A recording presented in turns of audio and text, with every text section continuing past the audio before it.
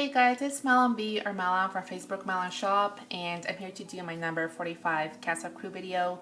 It was kind of exciting. I was thinking of doing something special for this one, but I decided to do something special for the 50th instead, just because it's kind of a milestone, 50 more, and it's gonna be 100. That's kind of amazing to me because I never thought I would make so many videos about the crochet stuff that I make, or in general craft stuff that I make. So that's kind of interesting and exciting at the same time.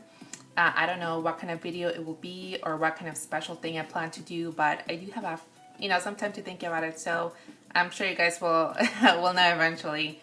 Let's start off with my shawl, which I finished. I did not block it, even though I don't know if it really needs blocking, but I didn't block it and didn't sew in my ends yet, so just FYI. It looks like this. I think it turned out pretty nice, a pretty good size. I did do one more repeat than what the pattern calls for, and I actually did use one whole skein of the Red Heart, what was it, Unforgettable or something? Yeah, Red Heart Boutique Unforgettable, and maybe a little bit more to do like the edge. I forgot what this stitch is called, but anyway, yeah, I would say maybe like 1.5 or whatever skeins, and the pattern does call for, I think, 7 or 8 repeats, which you can definitely do with one skein of the Red Hearts, the Red Heart Unforgettable, just to compare kind of with the other, the Lion brand, Amazing.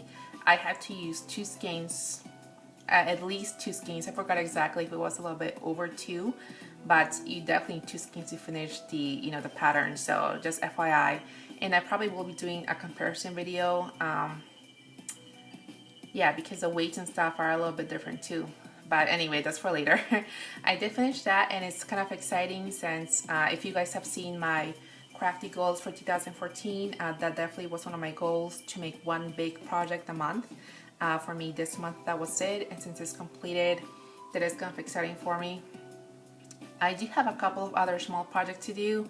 I browsed through my books and my magazines. I think I found a couple I can do, which well, at least one that I can do from them, which again is one of my other goals.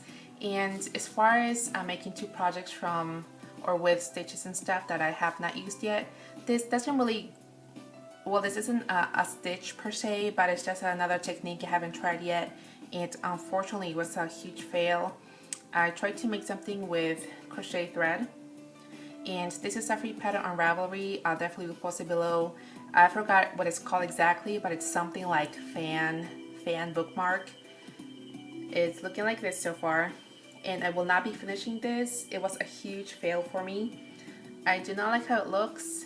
I'm not happy with it, and I just found that I do not have the patience. That's like too tiny for me to work with. I don't even know if I use a correct hook, honestly, because the one I have just has like the number on it, as opposed to like like the 1.5 millimeters or whatnot. So I don't even know, maybe that was the problem, but at the same time, it's just too small for me to work with. I don't have the patience, so this was a huge fail for me, or a frog project. But again, I'll post a link down below if you guys are interested in that. Now, I also semi-finished another project I started with.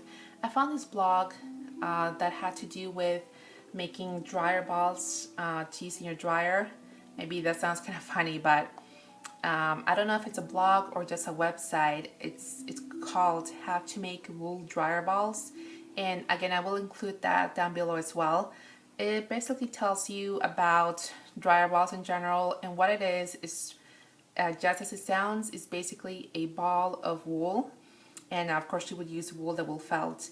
It's a ball of wool that you will put in your dryer with your clothing. It's supposed to help save drying time.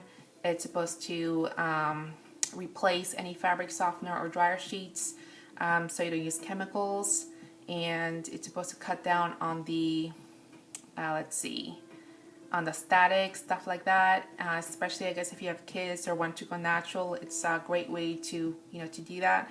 I've never heard of them before, honestly, but browsing, I did find this blog, and it's so easy. Again, basically, it's just a ball that you wound up of wool, like a pure wool. It's ideal, of course, and you felt it, and then they're ready for use.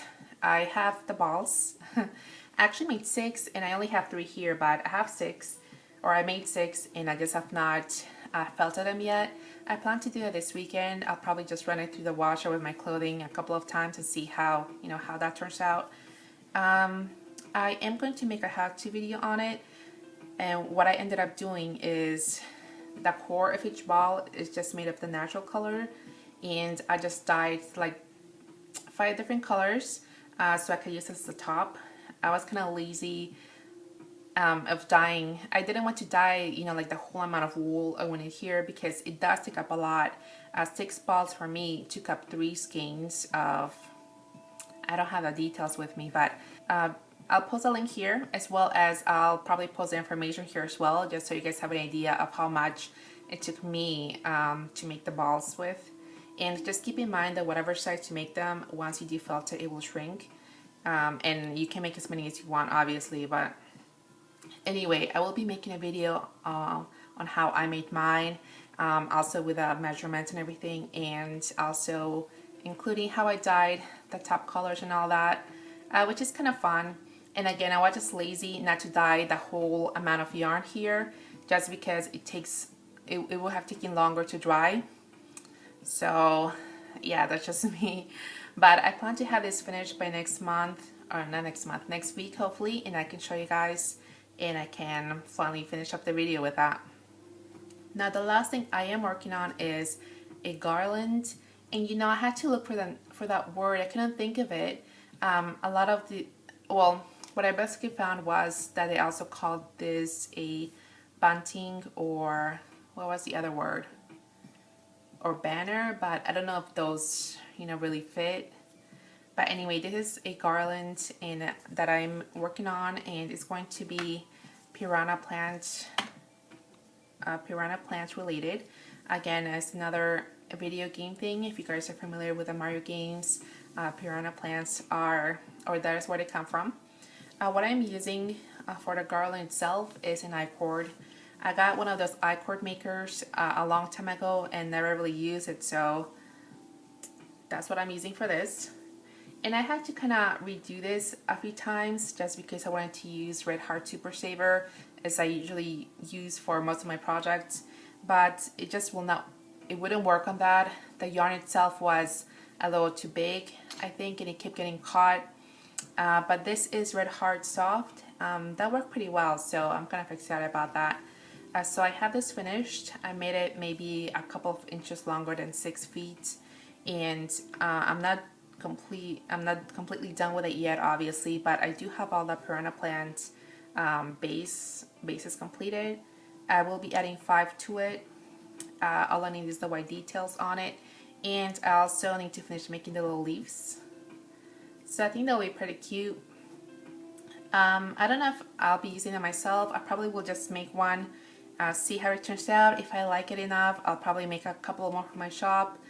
I really like the idea of using I-cord. I think it makes it, a lot more funner. And also I was thinking of maybe doing a tutorial for that as well. If you guys would be interested, do let me know. Well guys, that's all for now. Thank you for watching, and I will see you guys next time. Bye.